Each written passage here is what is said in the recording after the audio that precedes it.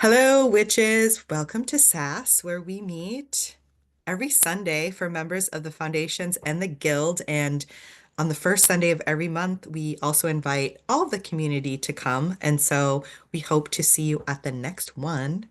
But SASS is where we get together and have witchy chats, think like gathering around a campfire and sharing any topics, really witchy or general shadow work stuff. I will post the terms of engagement in the chat, and by participating in SASS, you agree to the terms.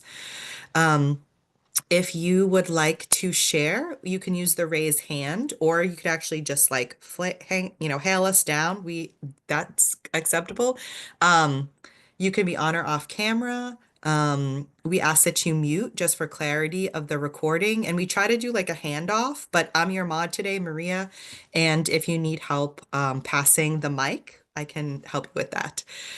For announcements, I feel like it's kind of just taking a little bit of a chill rest of December. So no, like new business. We're just doing some reflection. Um, and we do have a workshop coming up on the 13th, facilitated by Ezra and Ocean. You can check that out. We've got three new clubs in the app. We've got another workshop coming up in January, connection-based astrology that Ocean is facilitating. So all of our workshops, all of our clubs are like posted right there. A description of everything. So if anyone has any questions, let us know. And some of those are open to the public too. So like if you have friends or people that you've met along the way that are looking for a witchcraft-based community, though those clubs are open, we're kind of seeing where the vibe is, like what people are interested in, what people are looking for. And with that said, we'd also like love feedback. Like, how are you liking all of the things? So, like, let us know. Um, yeah, so that's it for our announcements. I hope everybody is like enjoying this time, but I also know it can be a busy and sometimes stressful time. And so we're also here to support you with all of that too. This community is here for you. So, ta-da! I'll post the terms and the floor is open, as they say.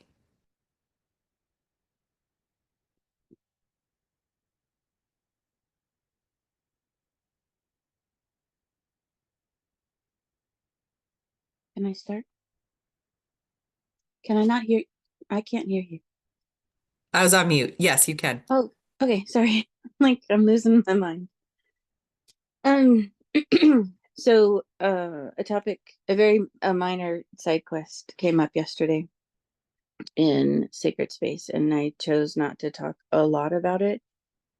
But a woman was in a room talking about, oh, I just want to go out into the woods and have a good scream, and the other generally white women in the room agreed, and the woman of color in the room said, "Oh, a group of women screaming in a forest means a lynching," and it's really hard to hear that, right? And I get that. I get that it's really hard to hear.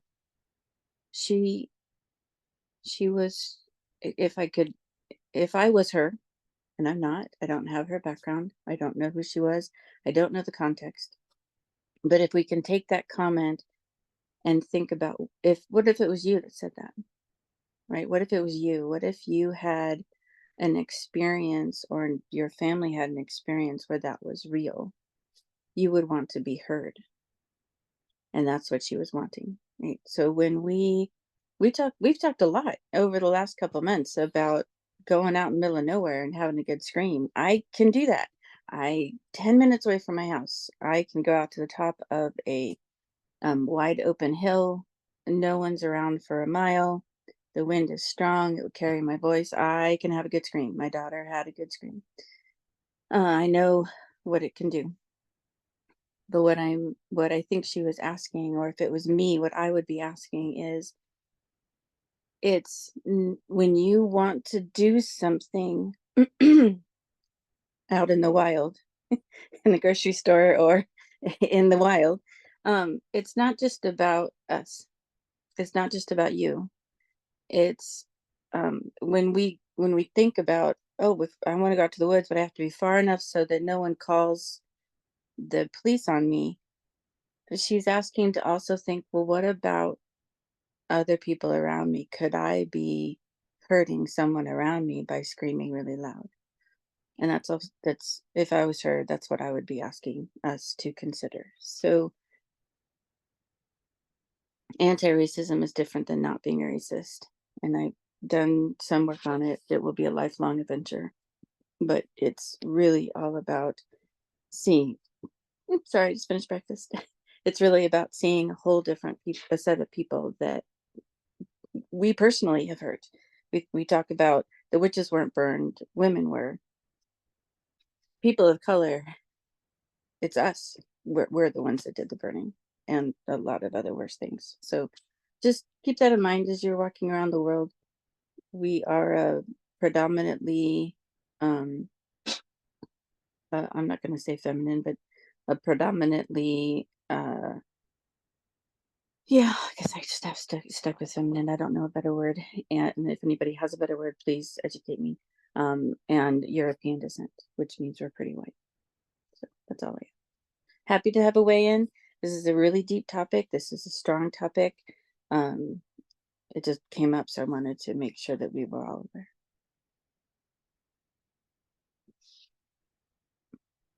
I'm sorry, I have to move. So doggo wants in.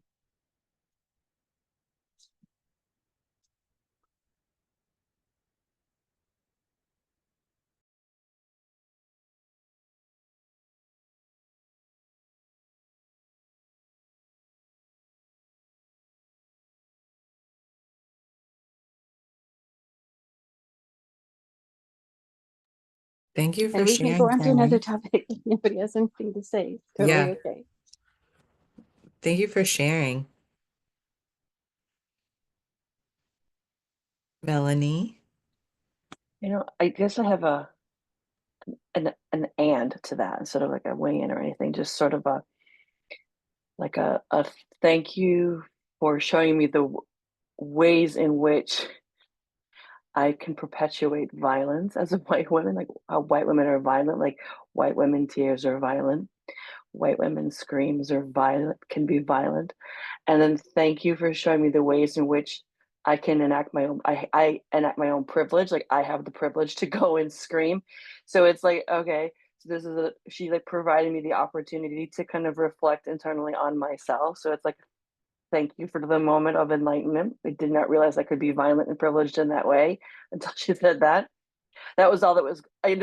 That's what I'm thinking about when as I'm listening to you speak. Is just I didn't realize that I had that level of violence in that way, and I'm pondering in my silence. I am reflecting. So I'm just now I'm verbally vomiting as I'm doing it, so that you feel left hanging. It's a very uncomfortable topic, right? And I know that. And the groups that I've been in and the work that I've done have all been with white people, mostly women. Um, so the Episcopal Church has a program called On Sacred Ground, and it's a super intense 10 to 12 week. You have homework, you read books, you watch. PBS has done amazing programs on the impact that colonization, et cetera, that really opens your eyes. And it really hurts. And it's a process, just like foundations is a process, quite frankly. This is a process, right? Like you go through defensiveness, you go through guilt, you go through all this white stuff. You have to really accept your privilege. And then you finally get to a point where um, you see, well, for me, I got to a point where I see all of us as really hurt beings. And and the most important thing that we can see that we can do for anyone in our community or outside of our community is to see them, hear them. So I'm super passionate about it. Thank you. Morgana has their hand up. Um, well, whoever posted that. I thank them for their uh, transparency and their vulnerability. I really appreciate it. Um,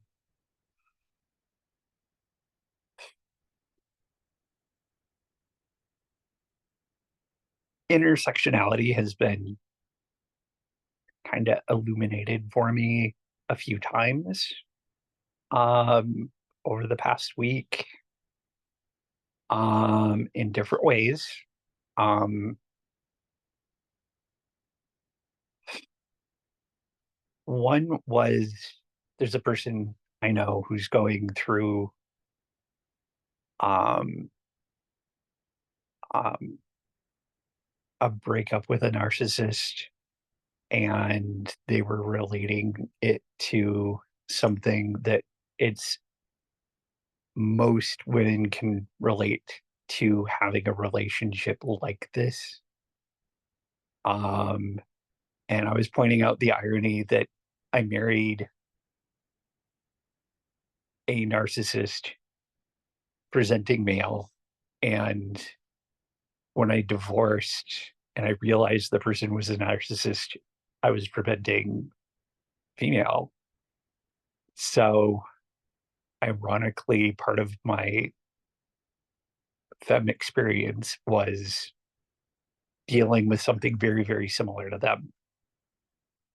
Uh, and then there was like somebody who posted on Facebook recently about, you know, the difference between how men and women interact with the world. And I was just struck with the irony again through my trans experience where they were speaking to this perceived safety through presenting masculine, which I understand where they were coming from. And there is a certain level of that, but it wasn't a level of safety that I experienced when I was presenting masculine. So ironically, I had this experience that more paralleled a woman's experience socially than a man's experience socially. Um, so, and I'm speaking of this rather than speaking of, you know, issues of African American people because I'm not African American. I'm pointing out ways where there's these intersectionalities where I do relate to these things where, you know, there's this thing that somebody might say casually, and I'm like, I don't know about that. I don't know if that would be safe for me. And it's something somebody else might not think of. Um, and as a queer person, there's things where I'm like, no, I wouldn't do that. Um, and other people would be like, oh, that's no big deal. Um, and that's not to take away from their experience. That's just to illustrate the similar threads through marginalized communities. And that's where, in marginalized communities, we amplify each other's voices, not have a contest on who has it worse. Be like, oh, I understand that, and I want to make sure you're heard, you know? Um, because it's something I get pretty passionate about too. Um, you know, recognizing, understanding, and learning from people who have a different life experience. One of the things I'm most passionate about is hearing people's stories, hearing where they come from, like how they grew up, things like that. Um, and that includes, these things that are different from them for them. Like, you know, if I heard people screaming, I would assume it's somebody in trouble, somebody being lynched. Um, you know, so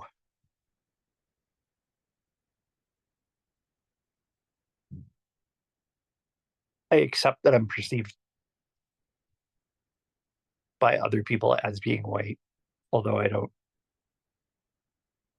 do my, that gets complicated, so I won't even get into the complicated part of that. But in hearing that, I look at my place in my white privilege and I look where I can relate to that person's experience. And most importantly, I hear that person's experience and validate and honor what they have shared with me. So I will be thinking about that for like quite a while. And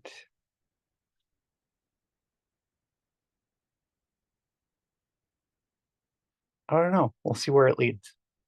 And is there somebody next? No. So I will wait patiently for the next person who feels inspired.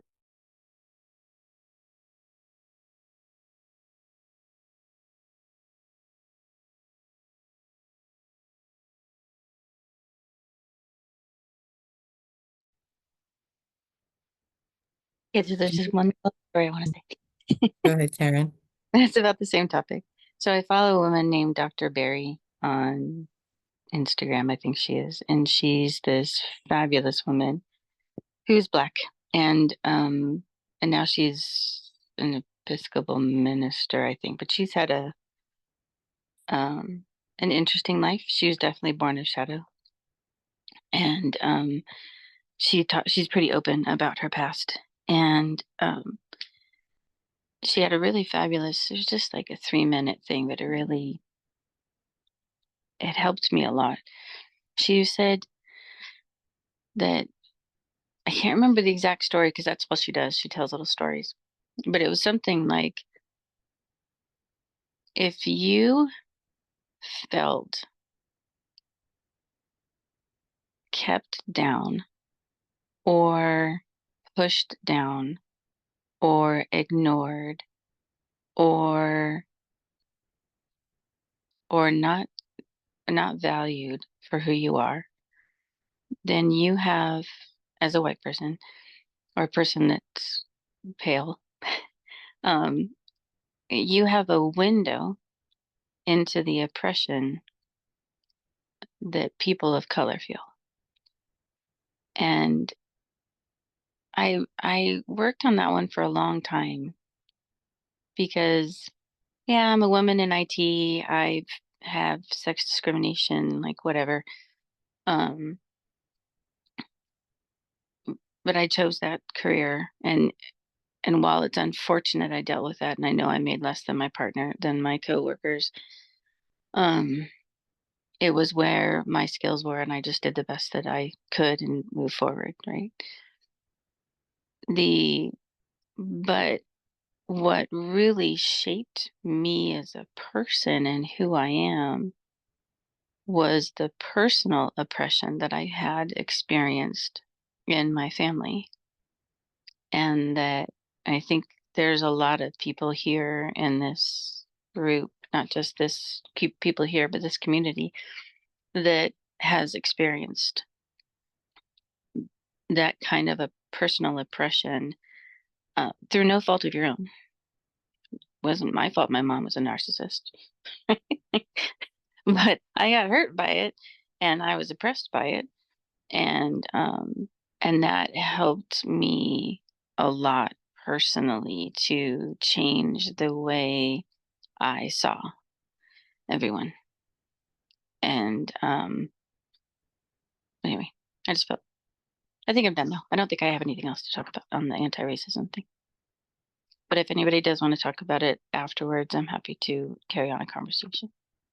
And there's also a fabulous book called Waking Up White. I don't remember the author.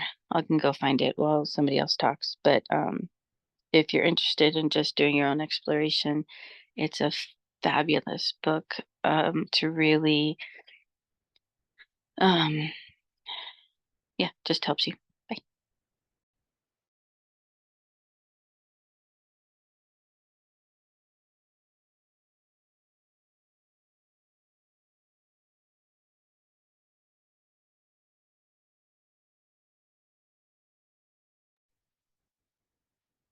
Go ahead, Virginie.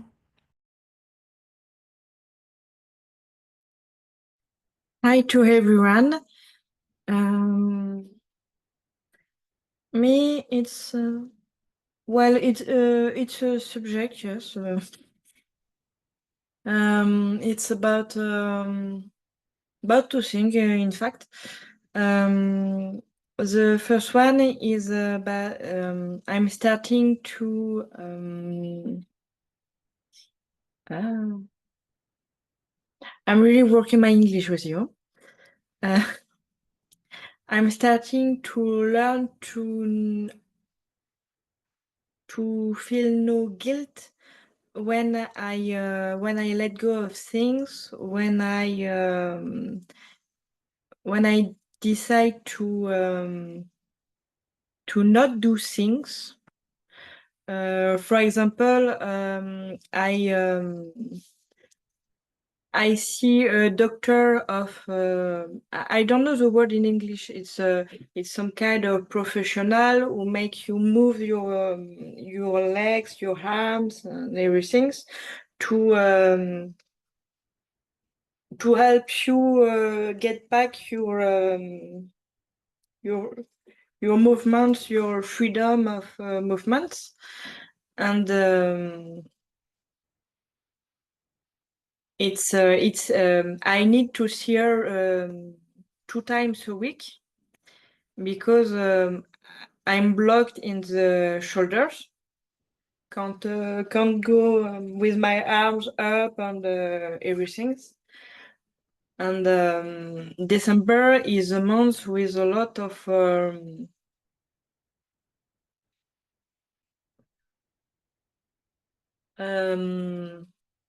surprise in a way that I don't know. I don't know how I will be free in the weeks to come. So I had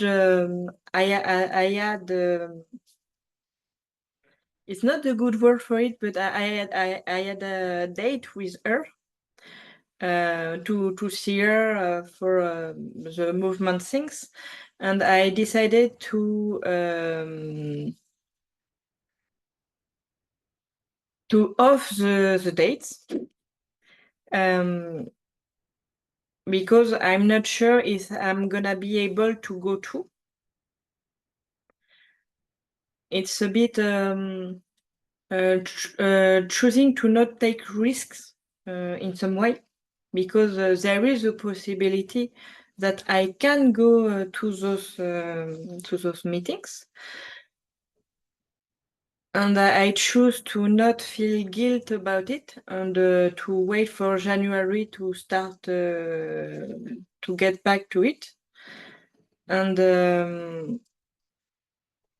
it's in the same way people who feel the need to be strong, to do better, to not to do more, but I think you get the idea somehow. And Me, I don't feel the need to be strong, to be well, to be good with myself. In fact, I want the possibility to be weak. For me, peace and happiness is in the possibility to be weak and to be secure. And for me, the two things go together in some way. That it's accepting that I'm imperfect and not seeing it as bad things. And that's all for me.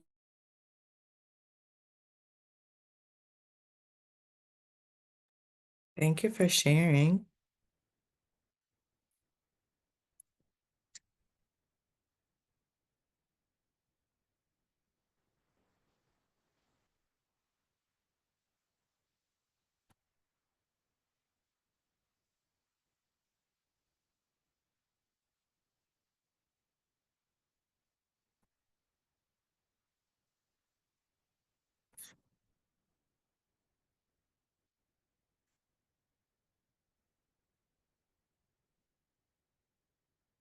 Kinesiology.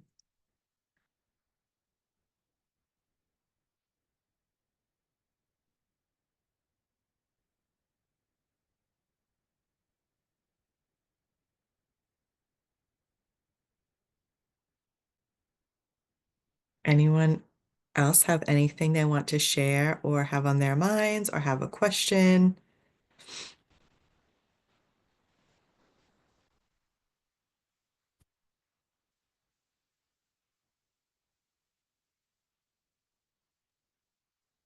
Jen Marie? I am like, the support team knows this, but I'm in the middle of writing a book about like all of the things, right? And I'm going in full on like monotropia like zone about it. That's all I want to, it's all I'm thinking about. It's all I'm talking about.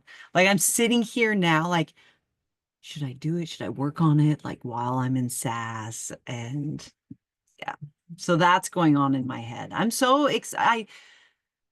What I'm doing is writing down, like writing out pretty much my relationship with magic and my relationship with like the meaning of life and how that plays into my magical practice. And so it's like, it's a grimoire. Uh, and I'm so freaking excited about it. I don't have a name for it yet, but that's what I'm doing and thinking about. I just like yesterday I wrote a chapter on grimoires and record keeping and all of that kind of stuff. And I'm basically answering a lot of the questions that that you guys have been asking me to make like content and stuff about too. I'm trying to put that all in there too. Like uh life is mad life as magic kinds of like things. Uh but yeah, that was fun. A whole like rant. Get to rant about grimoires and record keeping. I'm so excited about it too. Like, of course, this is just like I don't even have the first draft fully typed out. It's like here, but it's not here. So that's what I'm doing and trying to, because I'm not a writer either. So this is really challenging in a lot of ways. I have a lot of support, but that's been the thing that's kept me from doing this for 20 plus years, actually writing it down, is because I don't consider myself a writer. But I've written a lot of spell books and shit like that. So I'm just writing a big old like spell book. I'm just looking at it like that. It just makes sense to me that way. But yeah, that's it. I'm finally starting to feel in recovery from a really intense year. And this new sun coming up is really exciting. And I'm coming out of my like cocoon phase and everything. And hopefully when, you know, I almost put like a timeline on writing the book, but I am so looking forward to being able to be like, here, this is what I think about that. Like here, I'm doing, not that I'm like, not that I've started dating again, because that would be a very strong like description, but I've been starting to like talk to people more and having to catch people up to like what I do is fucking weird, by the way. Like that's can you imagine what it would be like in the dating world? Like what me telling people what I do, that's exactly what it's like. Like it's exactly what it's like. And the reason I don't like call it dating is because man, just to I feel like I have to I feel like I have to educate uh partners anyway because that's been my dating history, but having to do all the work to explain to someone the way that I see the world and think about things and everything that I'm like intending to build a like life with is just it feels like so much work right now. So I'm like, I'll just write a book about it. Yeah, right. My dating profile, guys. That'd be great. That'd be awesome.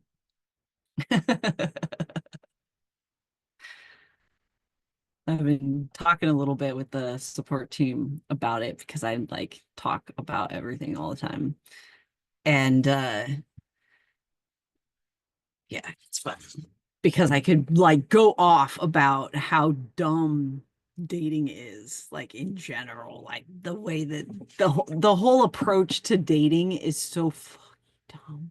Like at least in America, I don't know where it is, how it is anywhere else, but it's just yeah, I've been going on quite a few rants about stuff, and they're like, "Do it, Jen, rant, go, go, go, get us banned on social media now." But yeah, that's what's going on in my life. I'm excited about the full moon coming up. I'm ready. I'm ready for it. Go ahead, Satowi. Hello, hello. So dating got me thinking, and I learned something yesterday, just kind of by scrolling and by accident, about sort of what's the word I'm looking for? Reflecting or not reflecting. When you put something on somebody else, you're projecting. Um, so you project your old wounds onto your partner. And I've heard that before, but it didn't really sink in until I thought about myself. And I realized that they said a lot of these wounds come from childhood.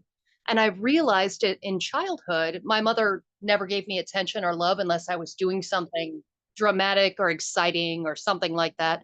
So I have this history of needing to chase or to hunt. And I looked back at all my relationships and I realized that I need to have that hunt involved or else I get bored. And then I start picking things apart so that they'll run away. So I'll have something to chase. And so I've been looking at kind of some old wounds that I have and how dramatically they affect not only romantic relationships, but friendships and my practice and all of that stuff. And so I've kind of taken the idea of dating back to what I'm in control of and, kind of what I bring to the table. And I've just realized, holy shit, I have so much work to do. So I don't know if anybody else has gone through anything like that or realized something like that, but man, it's a lot of work. So that's where I'm at today.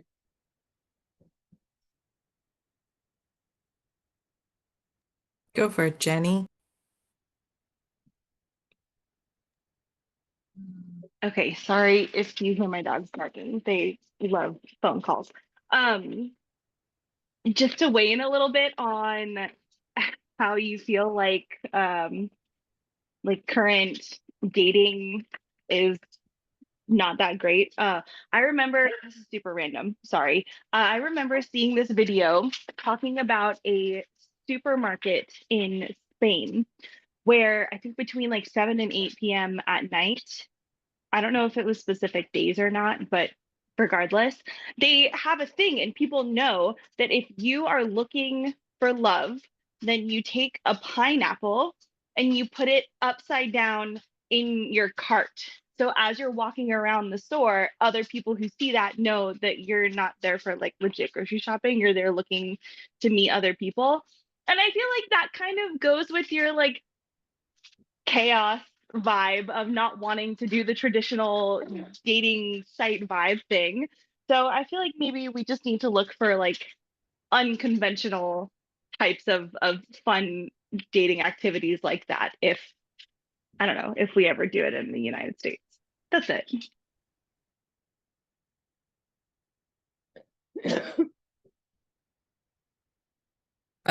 We talked about, was it a SAS or something? Another time. We talked a little, and I don't have any super great words of wisdom on dating, but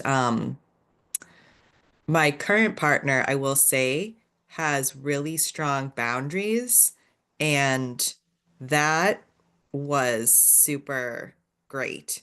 And not something like I'd experienced before. Um, and like empowered me to also like be unabashedly okay with whatever boundaries I like have. Um, but that like backing into it, I guess. I just remember doing always I was always on some sort of inner work journey. Yeah. And for some reason, like I didn't incorporate, I feel like I put the dating or my partner in a bit of a separate category. Like I was doing this inner work, but it wasn't aligned. And there was a lot of like intuitive stuff that I just ignored, like on purpose. I was just like, and so I don't have any, not that anybody asked, but I just think that reflecting on my journey, it was like, I it really because I once had a partner. I dated someone for my 20s from 19 to 29, and he didn't want to get married because uh we had to work on our relationship, and or we had too much to do, and then so like when Satawi you were talking, like it's like interesting. It's just interesting that thought, like do and obviously this is different for everyone, and I'm literally just sharing like what's in my brain, but I think that thought is so interesting, that kind of thought train or belief train of like to work on yourself before you're partnered. What does that look like? Or is it really just like, my question is it more just like the alignment part of it, like, and we don't know what the universe, we don't know, like, we don't, that's like, like the mystery, like, you could meet someone tomorrow. We don't know, like, right? We don't know. Like, someone could literally like walk onto your property and be like, hey, and you could start a conversation and you're like, I'm dating this person now, like, right? Like any moment, anything could happen for anybody, right? Like, so it's just that is like interesting to me, like, and I think that I don't think there's a way, right? I don't believe in there's ever a way. It's just however you feel is most aligned for you in your way. Um, like I'd also tried for a brief time like online dating, which was I for me horrendous for my system, for my self-esteem. That was terrible. I did meet one really nice person on there, but it was I was more really curious about it. Like it was kind of like just a little experiment of like, I mean, I was interested in dating, but anyhow, there's so much about dating that's like not supportive. Um, like dating, like the culture of dating, I think is challenging. Yeah. So just like recognizing that, and it is. What a weird thing that we did with that. Like as a collective, like this dating thing, that's fucked up. Jenny. I would like to move to a different topic if anyone else wants a chance to weigh in on the dating stuff before I move on. Give Jump in, let me know in the chat. If I start talking and you come back, I'll shut up and let you know. Okay, so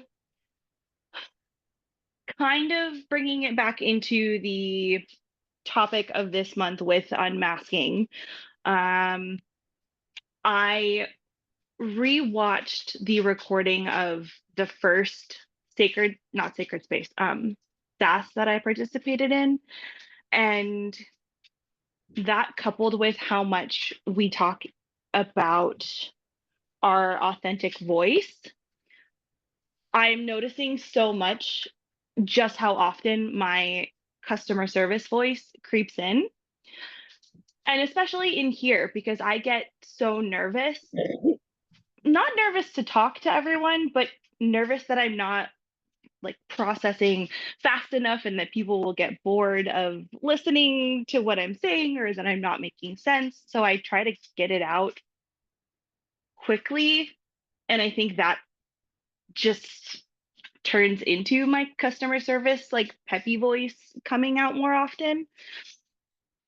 And in doing a lot of the reflection of unmasking and the reflection of this month, I think a lot of it has to do with now I can recognize that that's what people, like the majority of other people, like more because it makes them feel more comfortable, or that they like thinking that I'm feeling more comfortable. So the only thing that I can think of to kind of help me stop doing that is just practice.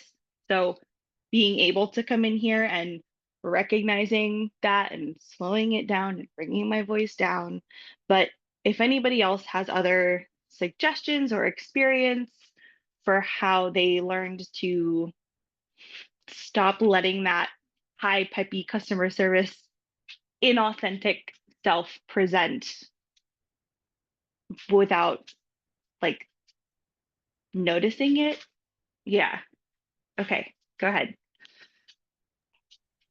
Thank you for sharing that. What a great topic. I just want to first like validate, and I obviously never intend to speak for anyone, but um, myself, and I know that from others who have shared, all the witches that have come across, there's a lot of us that get nervous, like to talk. I do too. And I feel like I sometimes talk a lot, but like I get nervous, or it's like, oh, the way that it sounds in my brain doesn't come out that way. And I'm like, did they understand what I said? Did I like did I like express what I truly was intending? And, you know, that I think too, like, I agree that being in spaces, it is helpful to um, practice in spaces like this where, nobody, we all like are doing our best where, and sometimes maybe we may say something that's maybe off, and knowing that like that feedback would be given in a supportive way, because we know like your intentions, like are here, and it's a learning space too. And I think that's really important. Um, that the language that we use and how we talk to each other is important. So, but yes, just validating that I think a lot of people here and in present and past have felt that way. Like you get nervous, and um, the way that I um, the way that I approach it is in my body. I've talked like about it before, of the practice that I have before I do a tarot reading or a mediumship thing, where I do like this little meditation. So it could be like a centering or a grounding.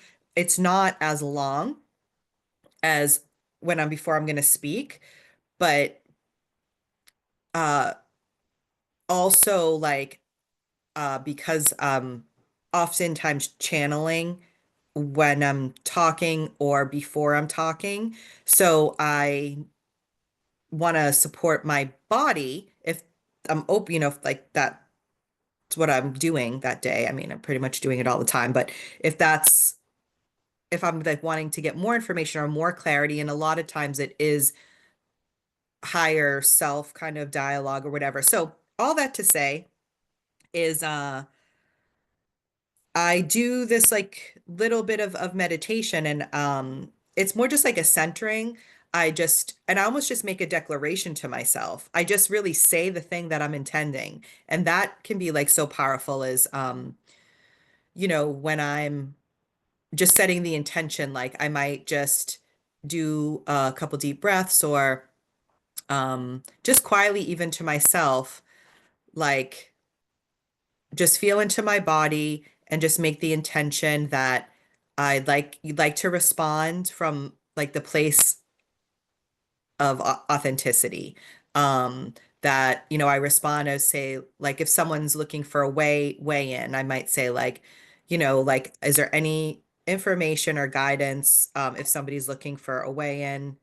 Um, and like then I pay attention, and it's actually building your I don't know, it's probably weird ways to say it, but like your psychic memory, your not memory, like your psychic muscles, not really muscles, but like that actually is a great tool, like because when you say something and you feel like you've like, said something either from your own brain, from your own experience, or you feel like you've gotten some information, like guidance wise, and someone says, yes, that's exactly what I was thinking, or yes, like that was so helpful. Um, it's like validation for that part of you. And that helps also too with like the witchy psychic, whatever you want to call, whatever that means, whatever that looks like for you. Yeah.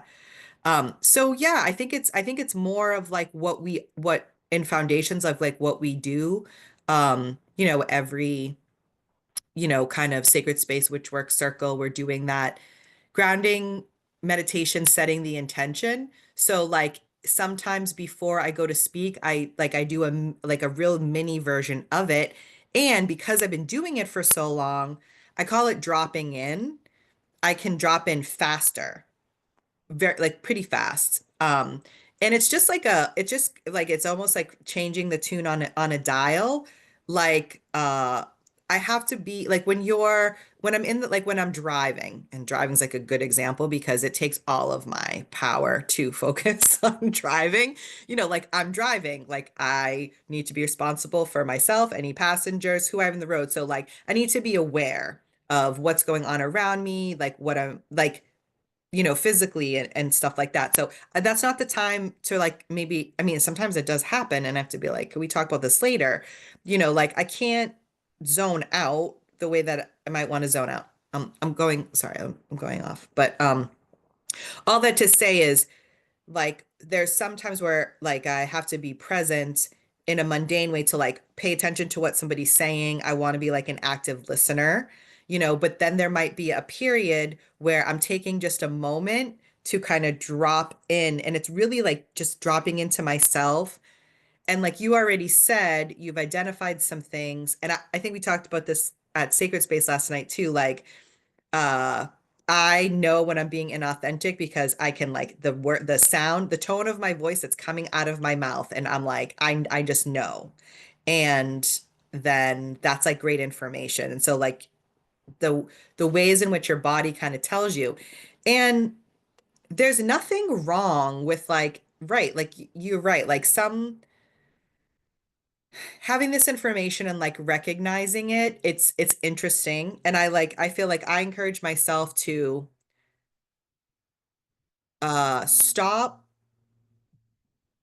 being hard on myself, because I've been hard on myself for a very, very long time, and that's not how I want to interact going forward, with like putting pressure or being hard on myself. And so if I found if I found a interaction to maybe I didn't feel aligned, or maybe it did feel um customer servicey, I just take that in, and like same with my guidance system, like can we talk about that, like to myself, or if, I mean, here's a great place to talk about it too, but I might just say like, why did that happen, like, and it might be like, oh, a safety thing, or you didn't feel like maybe safe around that person, or like everyone else was being inauthentic and that was the vibe, and so I like jumped in, you know there's just so many things as like be navigating the human experience. And we are like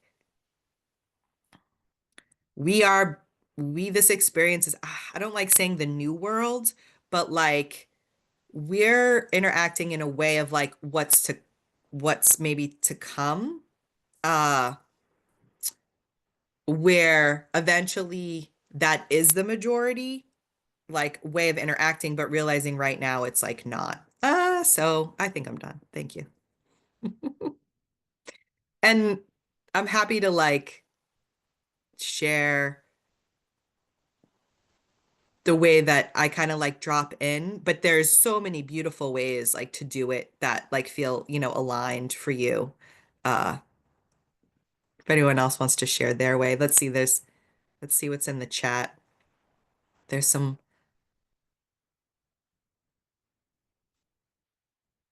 yeah, external validation is such a big one. Ezra.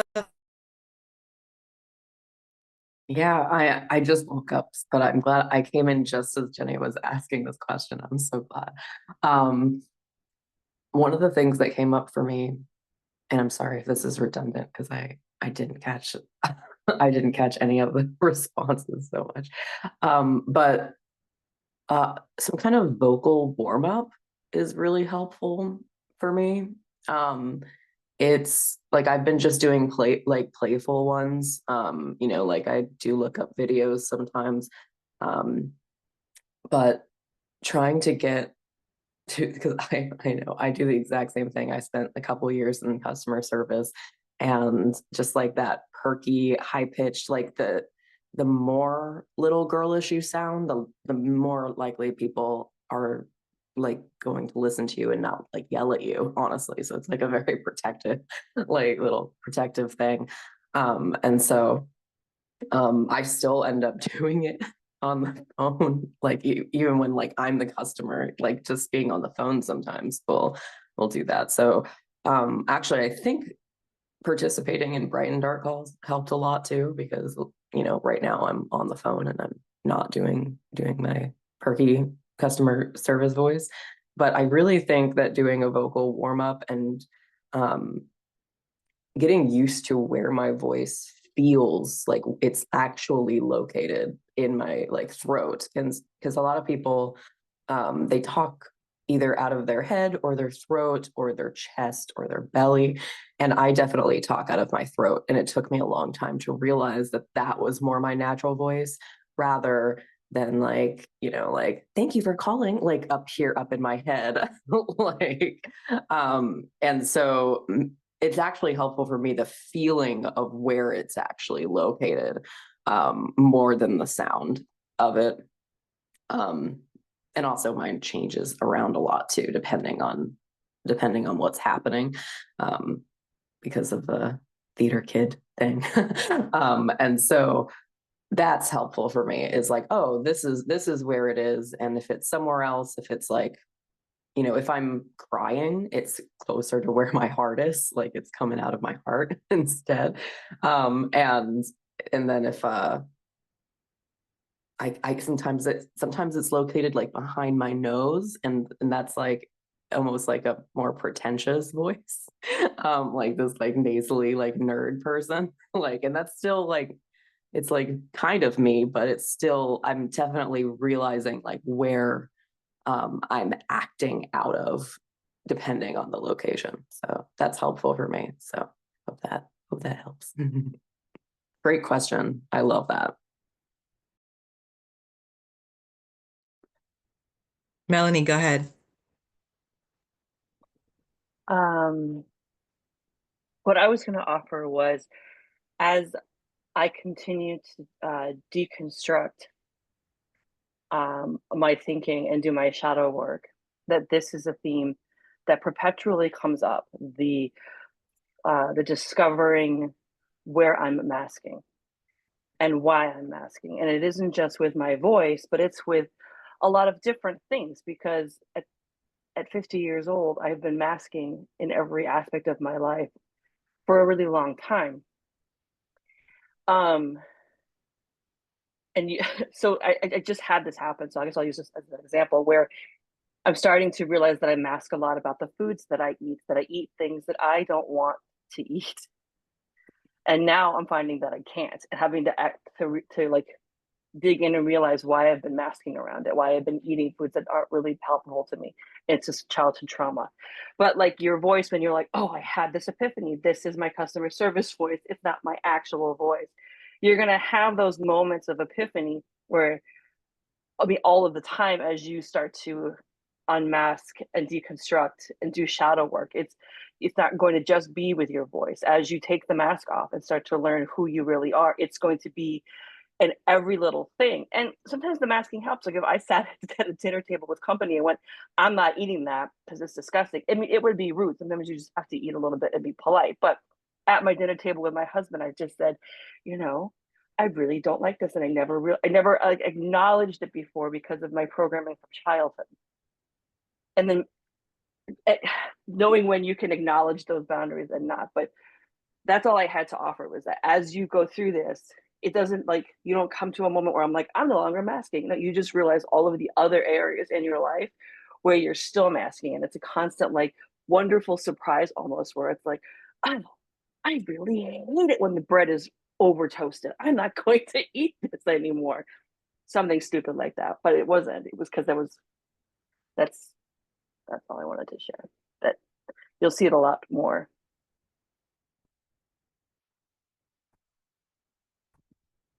Thank you, Melanie.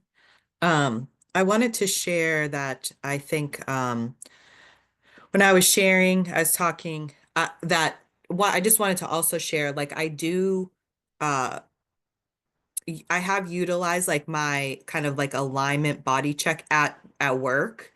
And what I found is at work is a lot of times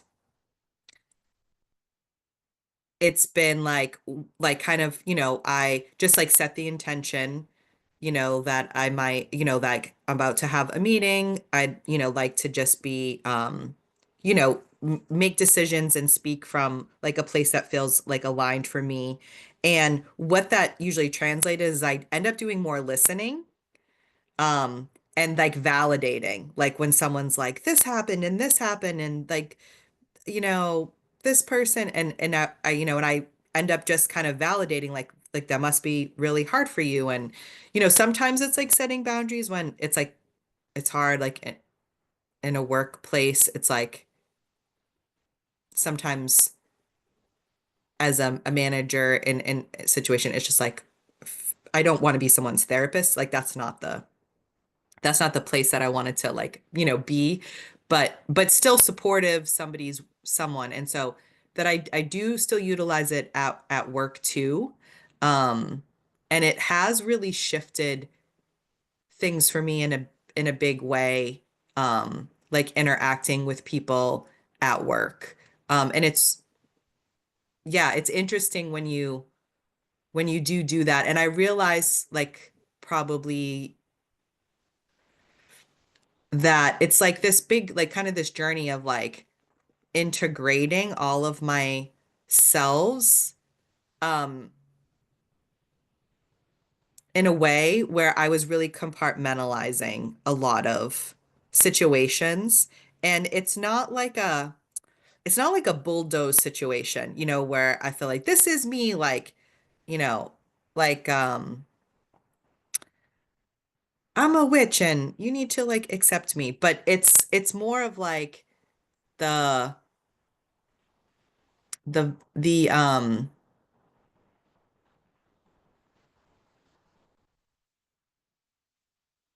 I don't say like values, but um how like I interface, like it's on the same kind of frequency, even though I may not use the words which, I'm still using connection-based communication. Yeah, maybe that's what I kind of wanted to say.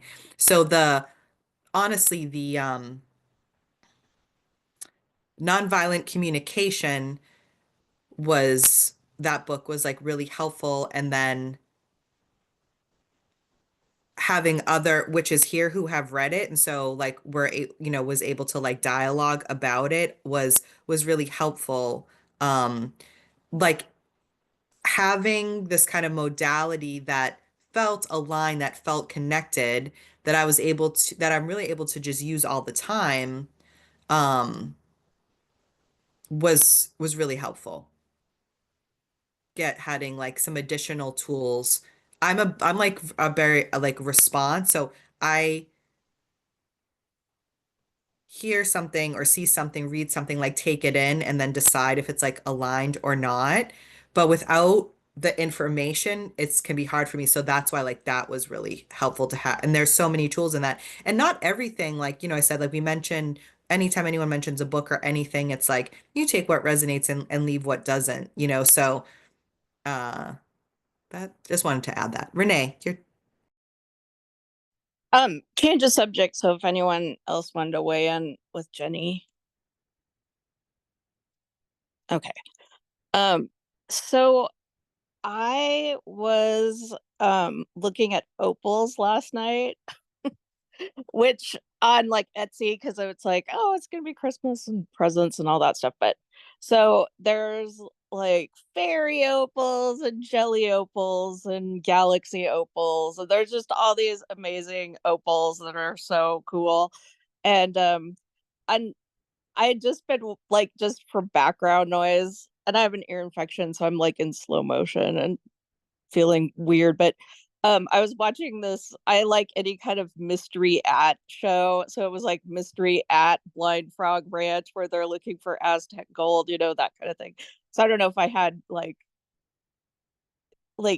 why do people love gold so much, like it was kind of on my mind. But then so I was looking at these opals, and I was also thinking, like, I've always been like a cheap date, like as far as like I don't like fan like as far as jewelry goes, like I'd rather have like the rainbow moonstone from the mall than something from the fancy jewelry store. Like I like, you know I don't know. I just like what I like, and it's not like diamonds and rubies and emeralds. And but anyway, so here was my thought. I was thinking, like, maybe so like maybe we humans started wearing jewelry not as like a sign of wealth or like any of that stuff. Maybe it's just so we can have like the crystals close to us all the time, like, and it's more about and I think that's why I wear stuff, because I don't wear a lot of jewelry, but when I wear it, it's because it'll be like a Labradorite ring that I just want to, like, I'm easily distracted by it. Like I just want to look at it, or say with a moonstone, like I just want to look at it. Like I just want to, you know, hang out with it. And so anyway, I know this is kind of nonsensical and silly, but I was thinking about that. I was like, do we wear jewelry, so we can have the crystals on our body with us wherever we go all the time, and um versus like as like a display of, you know, anyway. But just so you know, also, there are some really amazing opals in the world that are the coolest, and they're not the most expensive ones.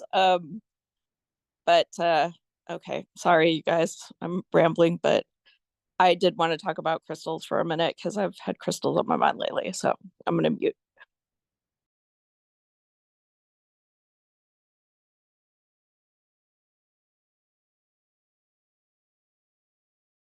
thanks for that share, Renee. I also love opals. Um, I just wanted to check back into with Jenny. Did that feel complete for you? And let us know how it goes.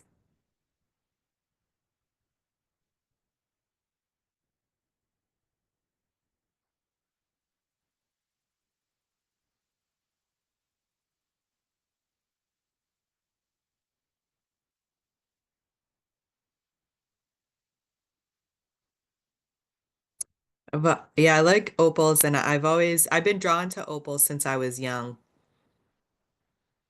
Anything shiny. I'm a Pisces like a fish. Anything shiny I like. Renee. I'm like, ooh, something shiny. Iridescent. Yeah, oh, same here. I mean, I like they call them, oh my gosh, my brain. I think they call them dragonfire opals, and they're not even opals. They're like made of glass. But they're very shy. They're like costume jewelry things. But so the other thing I was just going to say about opals is, there's all these superstitions about opals being bad luck.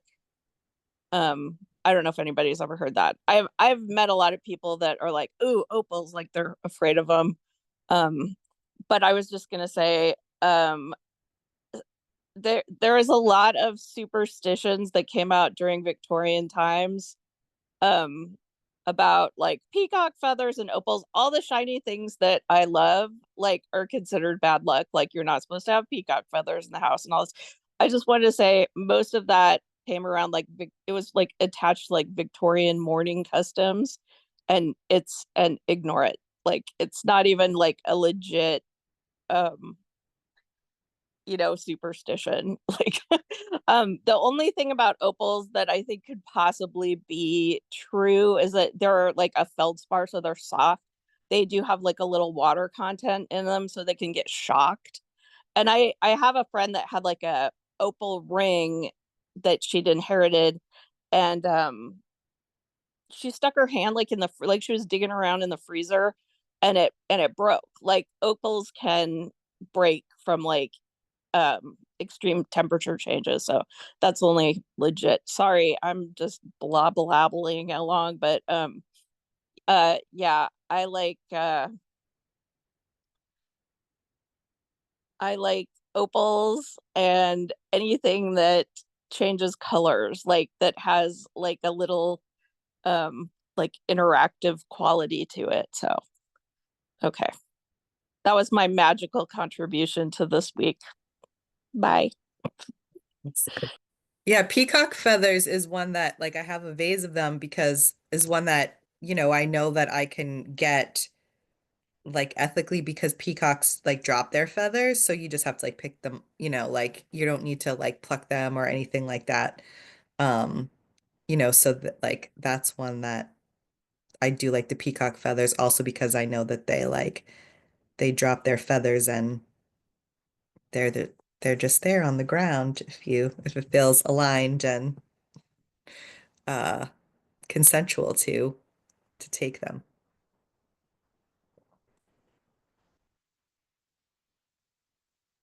Maybe I should give an offering to the peacocks for their feathers. I've always loved peacocks feathers too. It's those colors together. It's like a spa for my brain. Hi, Mercy.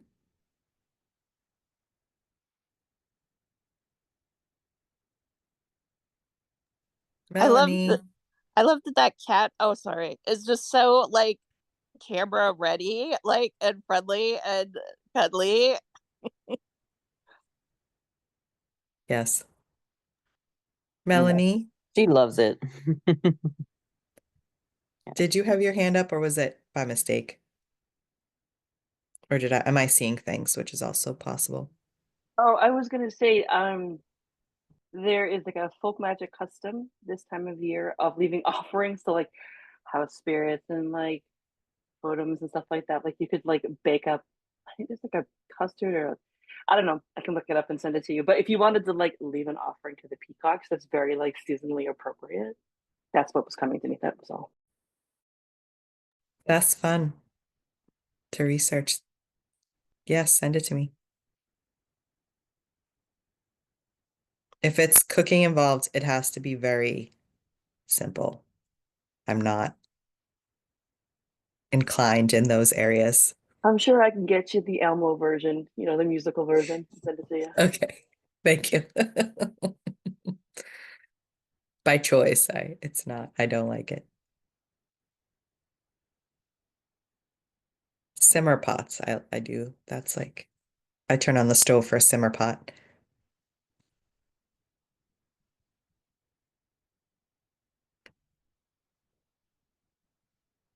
That's cool.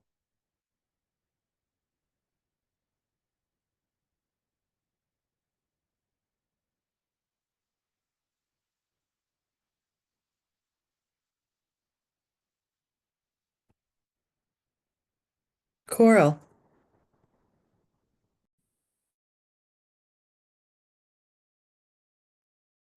Um, I don't know, this is totally unrelated to everything we've been talking about, but in just sharing what's been on my mind lately is I put my notice in at my job this week and I got a job to do remote work and where I get to pick my own hours and how many clients I see in a week.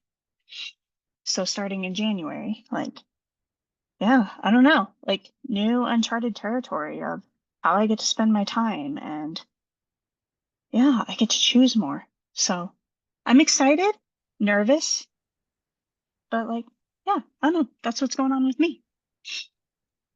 Congratulations. Um, Coral, I don't know if you would mind to just share maybe a little bit about your process because it's such a common question that comes up about so many people wanting to switch like jobs and yeah, like if you wanted to just share a little bit more about like what that process was for you if you want and you can say no too. Um, my muggle job is just like for the last 6 years has been this kind of filler job. It was never the job that was like my goal, but it held space for me, especially when my mom was sick and I had a job where I didn't have to take work home with me. Um, and so yeah, this was never the plan. And so I created a private practice last year. And so I've been doing that part-time and my full-time job. And it's finally gotten to the point where I'm like, I'm really overdoing both. And my private practice isn't to a place yet where I can do that full time. So yeah, I was just like looking for other options. I'm like, is there another like part-time-ish job I can go do in the meantime while my private practice is still like doing its thing? So yeah, I'm a dietitian. And so like how there's practice better for therapists where they can work online um remotely and stuff and just get paid per session. So there's a it's called Nourish and it's for dietitians. And so I signed up to work with them. And so yeah, I I hope it works out. That's awesome. um yeah, when I was 15, I was snowboarding and I heard this guy, I was sitting on the chairlift and I heard this guy on the mountain below me yell up to his friend at the top of the half pipe, just grab your balls and go. And those have been words to live by. You know, like Paul McCartney has his mother Mary come to him and tell him to let it be. And I have wise snowboarder dude who tells me to grab my balls and go for it. Curious, did you have the job lined up before you quit your other job? Or did you quit and then Oh no, I had this lined up. And like I've been working on it and for actually like yeah, I had the offer from the new job a month before I gave my notice to the new job because in healthcare, you know, contracting with new insurance companies and takes a while. So it was a long process. thank you for sharing. I'm excited for you.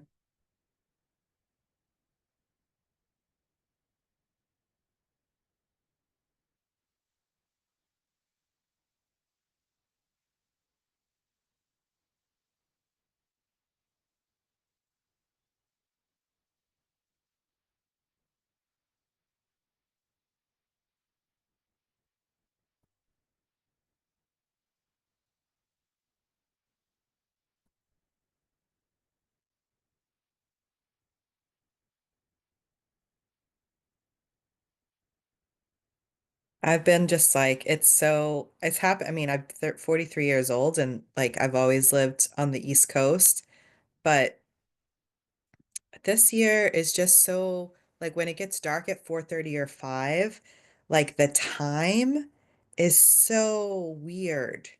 Like I'm having really interesting feelings about time, like what time it feels like versus what time it actually is. So I don't know if like it's just more like of a highlighted experience. I don't know if anyone else is like going through that. I mean, there's always a little bit of it because but it's really like it's about to get dark in an hour for me at 4:30 p.m. and I'm like, I don't know, just having a weird experience.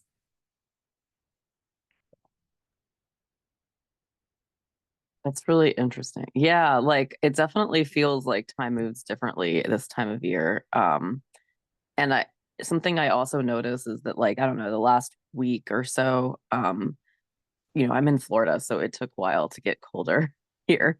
But the last week or so, it's been colder, and there's certain moments where it just like feels like winter to me. Like there's something about the like I'm inside usually too, but like, there's definitely something about the lighting being like bluer. um at like from the like at like outside, but like inside too. There's just like a feeling in the atmosphere that's just so calm that like makes me want to like snuggle up in bed more. It makes me want to like drink hot cocoa or eat those like eat the wintry foods or something. Um I don't know. It's so cozy to me though. I love this time of year and I don't get a whole lot of actual cold times. Um so I feel like there maybe the rarity of it makes it more in demand. Um, but the as far as the time goes, when you were saying that, it made me think of like um hmm, how to say it. Just like a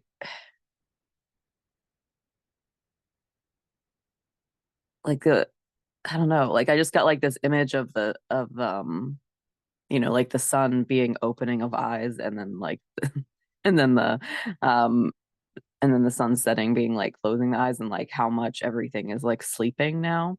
And it's very cozy. And I realized too that like my inclination, like I really like rest. Like I definitely have like resistance to it as well. But like most of my life I've been like sleeping too, I don't want to say too much, that's a judgment, but a lot. Like I sleep like I prefer like I love the dream world. I'm definitely doing some like astral shit off in my dreams and just like and then just going off and then yeah, so I really enjoy when the sun gets like this and um how quiet everything is. And it def in the time definitely does it feel like time is moving like faster or slower or uh like I know that for me I keep on feeling like it's a different day of the week than it is. I don't have a traditional job, so that helps. Like but like I remember that kept me more on track when I had one of those. But like I feel like for like 3 days in a row, I just like felt like it was definitely Thursday. And it was like, like Sunday, Monday, Tuesday, like all three of them. And I was like, what is going on here? Like maybe there's like a guide that's trying to get my attention that's like correlated with Thursday or something. Yeah. I mean, I think part of it is kind of like at like 4:30 or 5 when it's dark, I'll just be like, well, that's it for me for the day. Like, and normally that's not the time I like stop doing things, but I'm just kind of like, well, like that's it. Like, and it's just like, so maybe it's just like changing my relationship with and really like leaning into this rest part even more. Like when you asked that question, Ezra, I got this image, and it's funny because someone was talking about it was Renee, the Labyrinth movie. That movie comes up as a sync for me a lot, as well as The Wizard of Oz. But it was that last scene in the labyrinth where he's talking to Sarah, and like it's like this everything's upside down, like the stairs are upside down and there's clocks. And I'm like, that I guess I feel like I'm that. Like I don't know what time it is. It's just like I could be upright, upside down, I don't know. And like maybe it's this process of kind of like I've been practicing, like kind of like practicing this stuff and talking about this stuff. And you know how sometimes the universe is like, well, it's time. It's time to like, that now like this is reality. And so like, I don't know, maybe it feels like a little bit of that. And it feels like a call to just let go to some things maybe that I've been holding on to as well. Now that I kind of like feel into it more. Um, Yeah, it's an interesting thing. I think Coral wanted to weigh in. Their Oh, hand is down right now, but they said go something. for it, Cora. Thanks. I used to hate winter and get really bad seasonal depression. I've always been like a summertime kind of person. And I I don't know, I feel more at peace with it lately. Like one, because I think I've acknowledged that like maybe winter's not my favorite. Or like I guess my relationship to it has changed of like, yeah, accepting that I slow down. I do not want to go outside. I do not want to go places. Yeah, the lighting changes. Like 7 p.m., that is too late to be going somewhere. No. Like I already felt like an old lady, but now I really feel like an old lady because I'm like, no, like very like after 5 p.m., no, I'm not going out.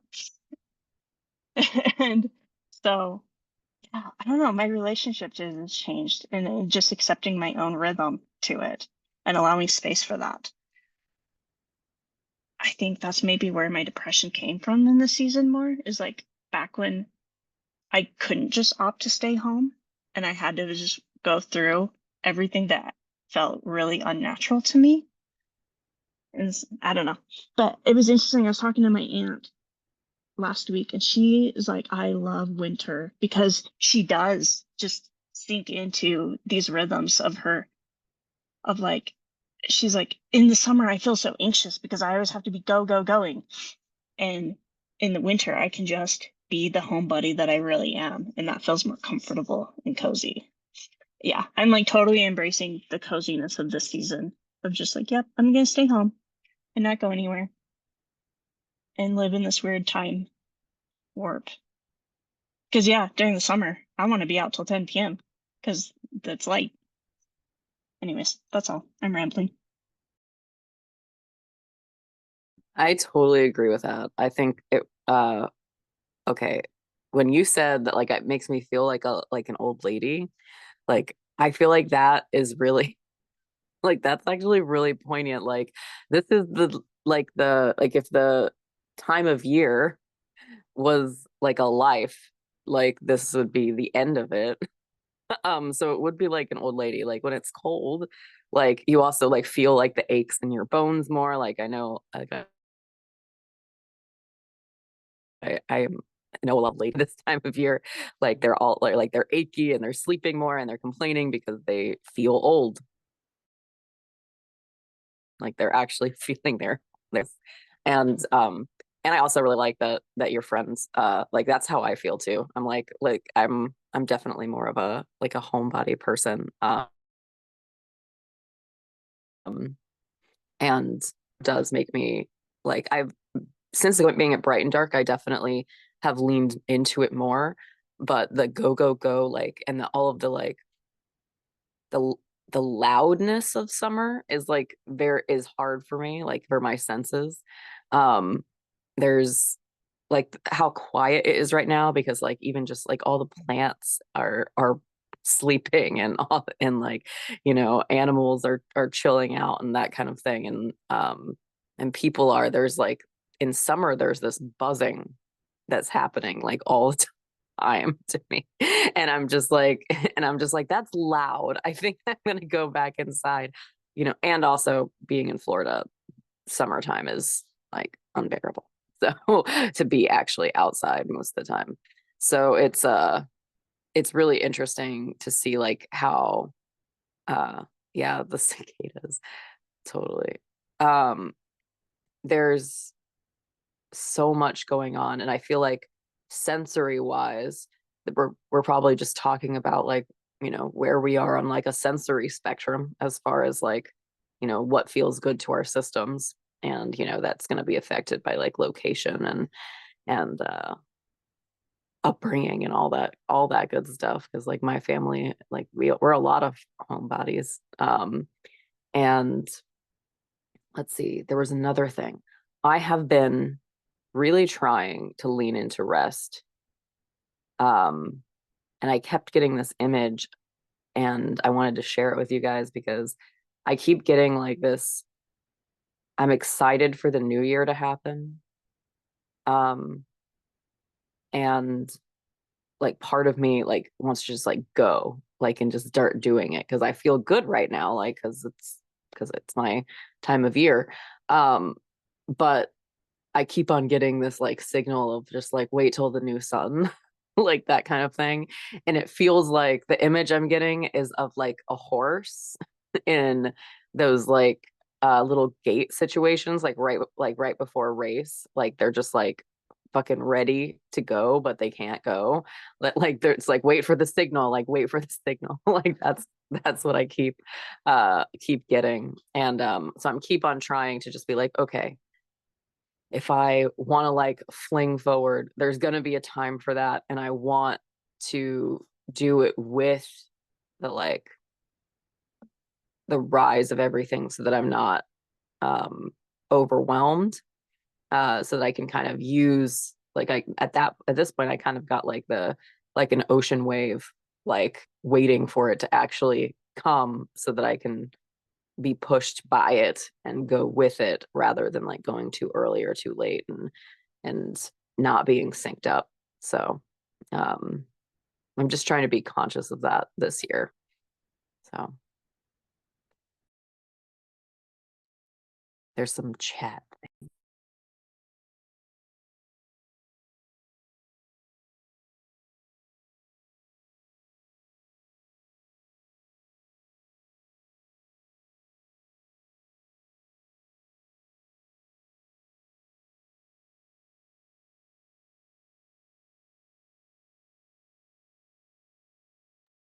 Okay, I'm gonna keep talking. I just recently finished rereading The Name of the Wind, which is a really good fantasy book that has a lot of really like the magical system is rooted in like reality, in my opinion. And so it's a cool basis for some of the things that I would like to bring into my practice in some ways. But at the end of it, which I just read last night, right, like literally I turned the last page and read it, and then I looked up, it was 9 p.m. and I had to go to sacred space. And one of the last things my favorite character says is like he's a fae, and he says like my people know the danger of a mask. We know that you become what you pretend to be. And and then I went into like full mask session here at or full like unmasking, I guess, but you know, like the theme was masking. And it made me think about like I kept thinking about that over and over again. And it reminds me of Petra put a link in the chat, by the way. That's The Voice as Mask. And I kind of end up looking at all of my masks as like separate characters that I've created for myself, and they all exist inside in me. And sometimes it's like for certain situations, it makes the most sense. And that I kind of see my higher self or fuller self or brighter self as like a new mask that I'm making consciously of who I want to be. Um, and so that works for me metaphorically, because I kind of see being alive on this earth as as like being an inherent, like in a physical mask. And I also have my relationship with masks is one where like I enjoy wearing them a lot of the time, and so like as a theater person, like that's fun for me, but I want to do it consensually and intentionally, and not in a way that's going to burn my system out, now that I know what I'm doing. And I think like for me, it always comes back to like, am I doing this consensually, like with the full agreement of my system? Like, is this actually, is this helpful for me? Is this fun? Do I want to do it? And so for me, that's helpful to, rather than to kind of like look at a mask like something like a almost like a monstery figure, like from the movie The Mask. Well, that's like it won't come off or something like that. It almost feels like it is an integral part of me. It's not actually something separate from me. It's just, how do I want to engage with it going forward if I have a choice now that I know that I do? That kind of thing. All right, I'm done.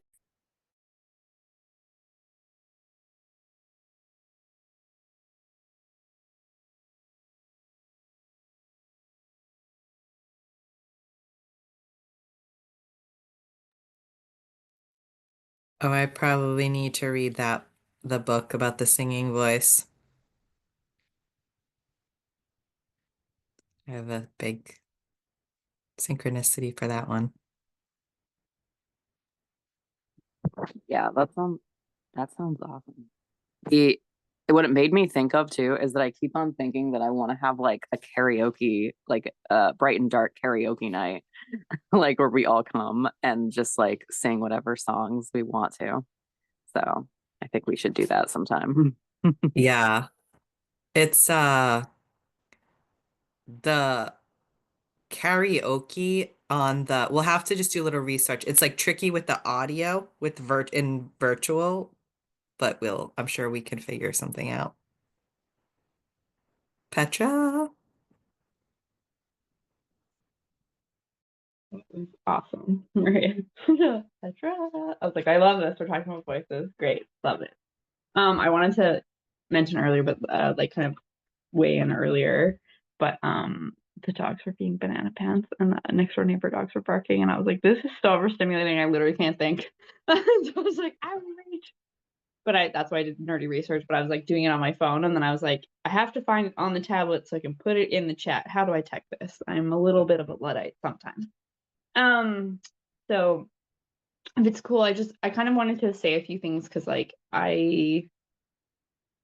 when I first started doing trauma stuff, like kind of formally, like after I came off those meds and whatever, it took me about a year before I started getting this compliment, and I get it very frequently. It's really interesting because voice notes are my kind of primary way of communicating.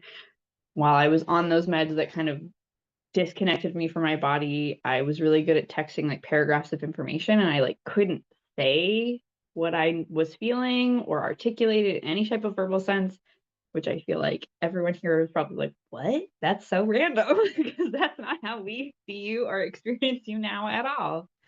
But I kept getting this compliment of like, oh my goodness, you should have a podcast. Your voice is so soothing. Like we love like when you talk, like it's all these things.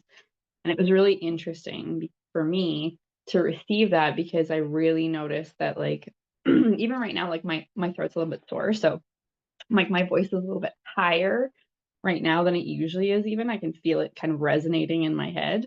And I'm not a singer. Like I'm like sing in my car in my shower, but I don't do any of these things formally whatsoever. But I realized that like once my body started coming out of like that kind of frozen place, my voice started settling lower and into my chest. And I realized how much and for how long I had been like straining, like just vocally straining and like, forcing my voice up into my throat and into my head. Um, which like makes it also has a link for me anyway to religious trauma, because there's a lot of like soprano in like kind of religious songs, because like be super feminine. That's nothing against any sopranos here, by the way. That's just kind of the way that it's seen, I think. And I'm very much I might still be a soprano, but I'm very like much closer to an alto. Like I'm like I have a lower voice. Like when I am comfortably singing, I am singing like very low. I can always sing comfortably with male parts. Like I have always been that way. Like if I'm in the car by myself, and I've always had trouble with the high. Like I can't match girls. I can harmonize. I can not. Nope, not where my voice fits. Um, and so I just wanted to bring kind of those reflections into it and kind of be like, something that I've realized is that like as I've come out of these kind of survival energies and stresses in my body and come into a place where I feel more settled and my body is more at ease, there's less bracing, there's less tension just at baseline in my throat and in my shoulders and my chest and even in my hips. And in one of my trauma courses, they kind of talk about the different diaphragms of the body. It's a concept from osteopathic medicine, but basically like there's like a diaphragm in your brain, there's your throat, there's your actual like breathing diaphragm, there's also a diaphragm like at the level of your pelvis. These kind of like uh, areas, and they kind of line up with some of the chakra system as well, which is interesting. But that tightness in kind of those different areas as well can also translate into other areas of tightness and kind of like tension. And so I also wanted to offer that like I really liked, I think Maria offered this question about like feeling safe. And I think that that's like when these things happen, that's the first part of like, there's a self-awareness piece of like, oh, I'm in my like customer service voice, like interesting. And I would say with that self-awareness also comes like the commitment to a self-compassion practice of being like, now our opportunity to do the shadow work in this stage of just the awareness is being like, how do I not like crucify myself for doing the thing that I've just realized that I don't want to be doing?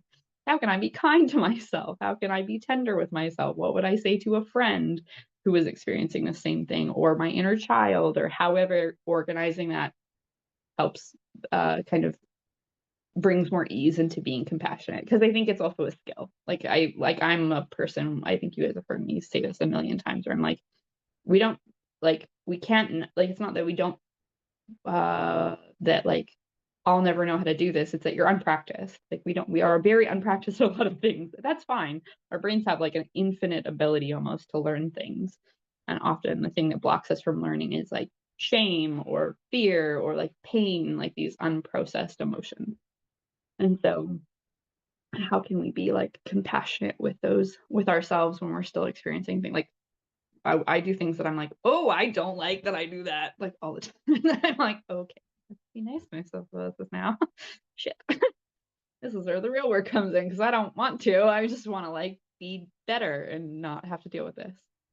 But and then after that kind of self-awareness piece is like that reflection that Maria was talking about like, why might I not feel safe enough in this scenario? Or like, what might have been going on? Or like, what was happening in my body at that time? Like I entered this scenario and did like my shoulders tighten? Like did my like chest tighten? Did I stop breathing? Like what's going on? What's the somatic pattern that I can kind of like clue into? Because then that somatic pattern often happens before our conscious awareness. So sometimes if we can kind of start being like, ooh, like that's a that's a flag for me to be like, when I feel this part of my body tighten, usually this is what precedes it. Okay. And then that can help us bring awareness to like what's going on in the environment. And then also like, for me, it's been a lot of like self-soothing tools, like how can I maybe put hands on that part of my body that's bracing and be like, I'm here. Like, not like, don't try to fix it, not try to like change it, but just like let my body know it's not alone. That works for me because of the dissociative kind of pharmacological experience for me. Something different might work for you. And the verbal kind of physical, like putting the hand in the place, and then the mental, like I'm here, or like I'm listening, or whatever, just this like becoming attuned and connecting, that piece helps me a lot to kind of just tune in. And I think it's also the other pieces that I wanted to kind of share is like like honoring the mask and the protective element. I really love, a few people kind of said things about that, is like, this sometimes we can get so down on our protective responses, but they kept us safe for a really long time for whatever reason. And so it's like, just because a pair of old shoes doesn't like fit anymore doesn't mean that they weren't functional for a really long time, right? And so it's like, that's that piece of like, okay, like this might not translate to my adult life, but somehow this got me through other things because this is my body's best way of doing that. And then the other piece that I wanted to kind of mention is just also like something that I have an experience with is like energy work, is like Reiki and things like that, is that like there's lots of these things that like can translate to kind of like blocks or emotional kind of like sticky stuck spots. And sometimes that stuff can be helpful. It can be expensive to like do energy work stuff one-on-one. I do think that that's like a very helpful thing because there's an element of co-regulation to that. And there's some research that shows it helps increase our parasympathetic nervous system. So the rest and digest part of our nervous system, like it helps increase that activity. And that's why it might be more therapeutic. It helps our body achieve that kind of like feeling safe, safe enough, relaxed enough kind of states. And a lot of like trauma work is about how to like practice being in that place, because most of the time we like haven't been safe enough to be in that place to like be slowed down. And so the other piece I wanted to mention is like there are lots of people on YouTube that do kind of like free Reiki. If you're into ASMR, that's how I do it. Like I'm also like a Reiki master teacher, and so like we'll do that little trade and stuff like that. And I have done Reiki for a few people here. This is not like a sales pitch, but I'm like, if there was ever someone who's like, I really don't like, I want to do this with someone, like I have a really hard time doing this with kind of work with random people. I need to do it with like friends or people that I trust. I think for a myriad of reasons, letting someone unknown into my kind of energy is like it's not a thing that I really like. I don't even like let people I don't know read my cards. I really just like have to suss people out or be like, yeah, I think this will work. Like, or my guides will be like, yes, this person can. So that's something also like if anyone was like, that's something that I'm really feeling drawn to and I want to like you could talk to me about it. And I did a session for like Alicia once upon a time, so you could talk to her and be like, how was that? And like we can like not a sales pitch, but I'm like, this is a skill I have. I feel weird like offering something and then not being like, and then just being like, go figure it out yourself. So I'm like, here, I can help you figure it out a bit if you want. But also like the YouTube stuff is surprisingly effective. I really love this girl named Lunanate. She's a Cancer as well, and she's like also like an esoteric teacher, and she's very like accepting of like whatever you're coming from, whatever beliefs you have. Like, so I think that also feels better to me of not like has to be the specific way. Like she's very accepting and open. So yeah, I think that's all I wanted to share, and I love this shit, obviously. And also, I think I've suggested this before. There is this book called Wintering by Catherine May. She's autistic. Her first book, something about like, is about electricity, like is in the title, and it's about her figuring out she was autistic. but it's called Wintering, and it's a book about basically kind of what we're talking about like, you know, the working with the seasons a bit instead of, but it's kind of a memoir. And so I like that kind of element of story and stuff. So okay, that is all. Thanks, Brian. Jenny, we'll take our kind of final closing thoughts from you today. Thank you, Petra. Okay, I will try to keep this within the 8 minutes left. To make a long story as short as possible, I didn't even think about how connected the trauma is with the voice and especially singing. Like, I'm so excited to read that article that you sent because I am slash was a singer. And then I was in a, like, my first serious relationship was with somebody who was toxic as heck, and I stuck around for longer than I should have, and I ended up getting sick from it. I got mono and strep and tonsillitis all at the same time. And the people at the hospital were like, you should buy a lottery ticket because it is so rare for all of those things to happen at the same time. And it's not until now that I recognize that all of those things happening in the throat chakra makes so much sense because of my inauthenticity and my lack of being able to speak the things that were my truth.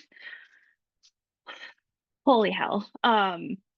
So I have known for a while that I would like to look into more somatic therapy options, but I don't really know where to start. I am aware of like EFT tapping. That's cool, but I always forget to do it. I'm also very much an intellectualizer, so it's hard to drop into my body and do the body scans in the moment.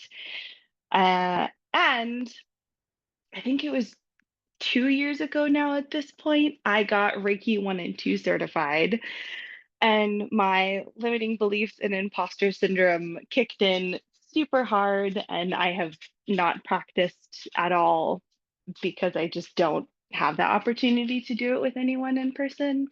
And now it's been so long that I'm like, I don't even know if that's a thing. But I do feel like it's important and part of my path. So if that is something that you would be willing to like even just talk about, that would be really cool.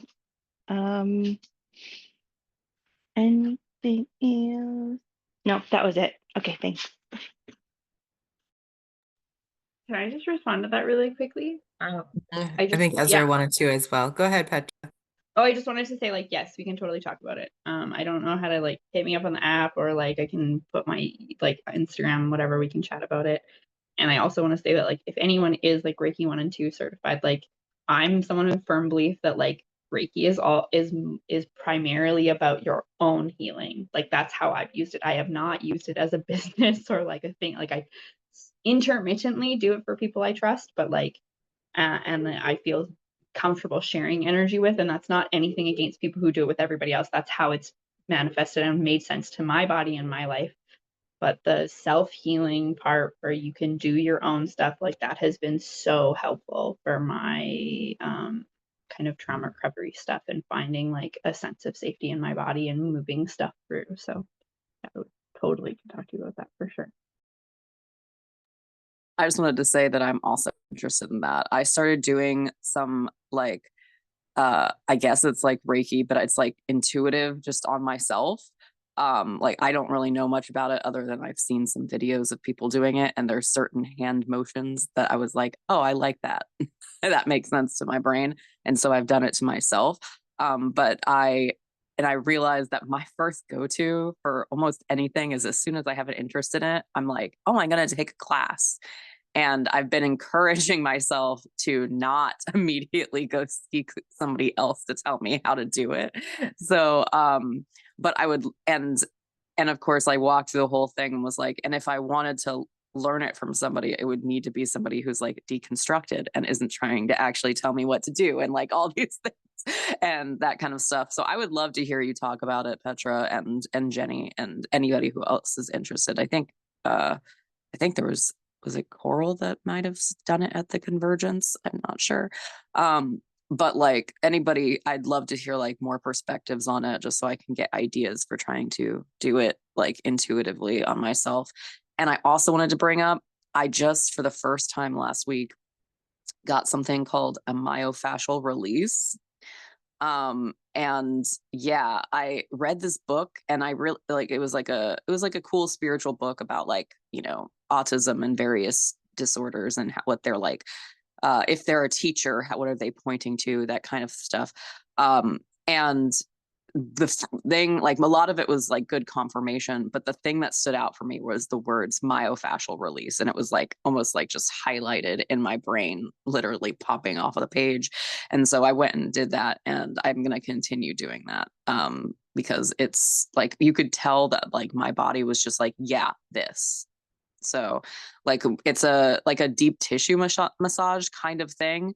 And they like literally it was like she was pulling muscles out of the way to get to deeper places. And I was like, yeah, that's what was necessary. It was like it was so crazy, like how good it felt to me. Like she mentioned that like some people like scream on the table, but like for me, I was like, this is the best thing ever.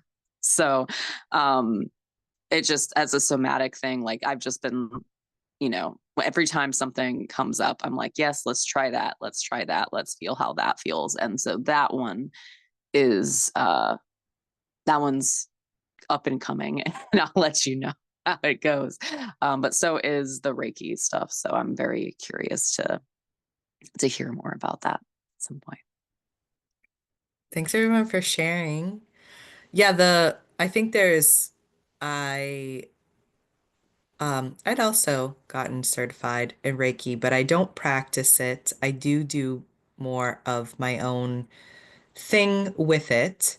I just there's so there's a lot of interesting and wonderful things out there for somatics and for the body, and it's a cool thing to kind of put your feelers out and see what resonates, you know, for you. Like, but if this conversation feels exciting to you, then that's kind of like a ping to like, you know, if you feel like you want to go down the rabbit hole and see what's there.